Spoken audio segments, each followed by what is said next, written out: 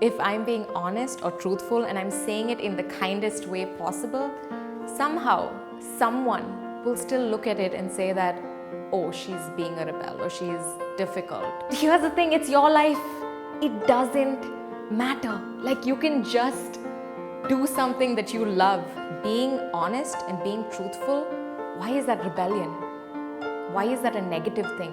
And suddenly being honest and truthful and kind is not okay? Something wrong in that. I was about a year old when I got onto this makeshift stage and started dancing, if you can call that dancing. I was wobbling around, awkwardly swaying my hips, at least that's what my mom says.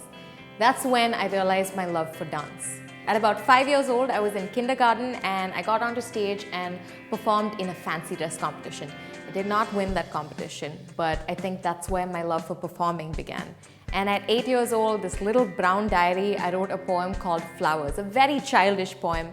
And since then, I've been channeling a lot of my emotions and energy into my writing. And that's how art became a part of my life and just stayed that way.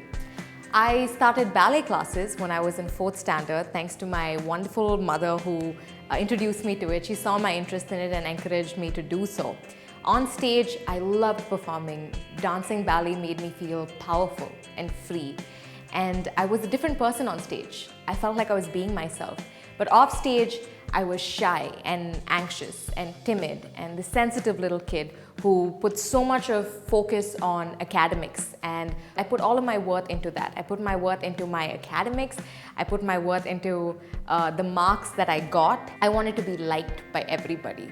I wanted people to look at me and only think nice things. And that sort of made me feel trapped because I was operating on everybody's expectations so much that I made it my own.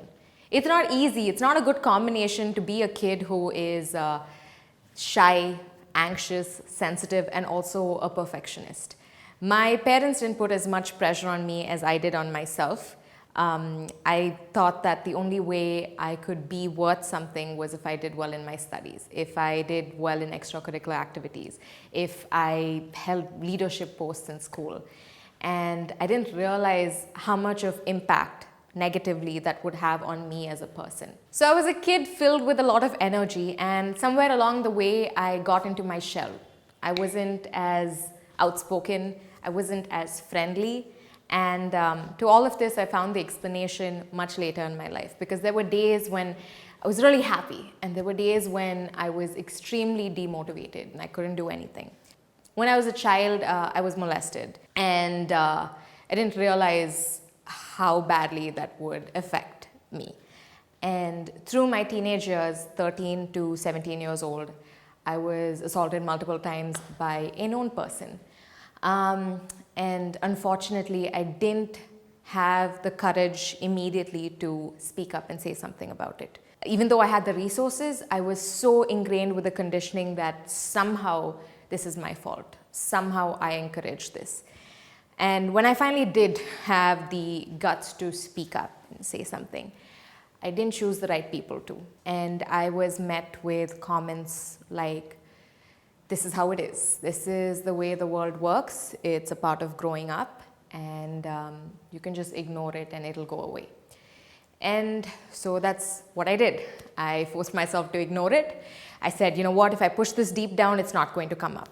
The only place that I could talk about this was when I wrote. So I wrote a lot. I typed in multiple, like in Microsoft Word, that was my place where I would type and type and type and let out all of these things and keep it in a little folder titled Flowers, actually. And I think there's something poetic there. I would keep it in that little folder so no one would ever look at it, because who wants to just go and open Flowers and read that? I put all of my attention on my studies.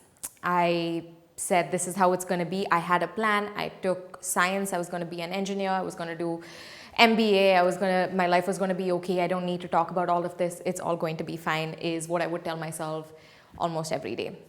Until it reached a breaking point during my 12th standard board exams. All of the pressure hit me like a truck and I couldn't do it anymore. I pushed through somehow, and after that I took the step of going to a counselor, which now we talk more about mental health and I am so happy about it. But there was a huge taboo then. I couldn't talk about it. I couldn't tell people that I was going to a counselor who was essentially just someone who's going to help me with my career in the beginning, who was going to say that, let's see where your life goes. And speaking to them, I realized that I needed to be doing a creative job. I needed to be dancing or acting or writing. And that was just the surface of it. Underneath all of that was everything else that came out, because then I was diagnosed with anxiety and ADHD and OCD. And suddenly everything made sense, because the perfectionism, the obsession with needing things a certain way, the sensitivity and the anxiousness that comes from having a traumatic experience, all of it comes together, and as a teenager, you're just overwhelmed. You don't know where to go. This is when I went back to my first love, which was dance. After struggling with my 12th standard board exams, I went back to dance, and I just sort of let it all out. I said, I'm going to do ballet. I'm going to feel good about this. I'm going to process all of these emotions through this. And I had a major fall. I tore 2 ligaments. I fractured a bone. And they said either I don't dance again, especially particularly ballet, or I do a surgery, which means I may be able to dance again. So I chose a surgery, and during the rehab period is when I joined a company called The Little Theatre. That's one of the first moments I remember being fully authentic, being like I wasn't judged, being like I could just be myself and nobody was going to come and tell me to do a certain thing a certain way, that I was a girl and I couldn't say something, or I had to sit a certain way, or I had to wear something. I couldn't.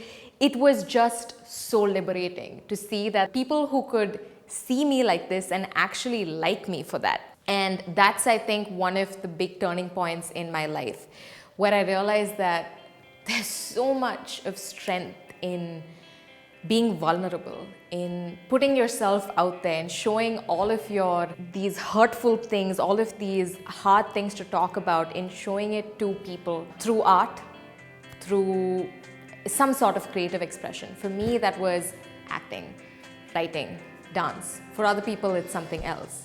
And continuing on that, it was of course very difficult in the beginning, convincing my parents. We come from decently conservative background where it was, you can't do acting, that's not really a career choice. You have to do engineering. Do it as a hobby, of course, that's completely okay. They didn't like what I would wear.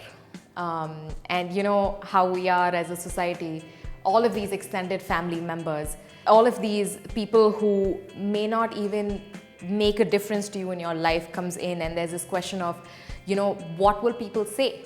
What will people think? Here's the thing, it's your life. It doesn't matter. You can just do something that you love, and you can be free, and you can be happy, or you can live someone else's life and slowly die inside. Thankfully, my parents and my little brother were extremely supportive after a point, and they've been such pillars for me, and I was able to pursue that passion. So I took that forward. I went to New York to study acting and do my master's in performance studies. And there's a constant fear, especially as an artist in an industry that it's very easy to make it or break yourself. Here's the thing, what has been branded as being a rebel is being truthful. If I'm being honest or truthful and I'm saying it in the kindest way possible, somehow someone will still look at it and say that, oh, she's being a rebel or she's difficult. And that's never the intention. It's so easy to mark someone arrogant or difficult. And the truth is, all that they're trying to do is be honest and trying to stick to the humanity of just being kind to everybody. Being honest and being truthful, why is that rebellion? Why is that a negative thing? And why is rebelling a negative thing in the first place? If I'm being honest, we are taught right from being young, we're taught right from when we're kids, honesty is the best policy. And suddenly being honest and truthful and kind is not okay. Something wrong in that, and it has to change. And I believe we can change. There's a lot of things that personally brought me to where I am, and I have a long, long, long way to go. I've barely touched the surface. For young artists, women artists specifically, just know that being yourself, being authentic, being honest is your strength. I have lived so many lives trying to be someone else and make other people like me, and I have not been happy. It's just about being yourself, and that's where the strength comes from. And I promise you, you will find success in that. It may take some time, but it's worth it. Even as I speak this, there's a part of me that asks myself, who am I or what have I done to say all of these things? Just understand that there's something there called imposter syndrome that makes you think that maybe you're not worthy of something. So one very, very important thing I'd like to say is that everybody has a story and a struggle, and everybody's story is important. So if you have a story, it's still worth it. Say it.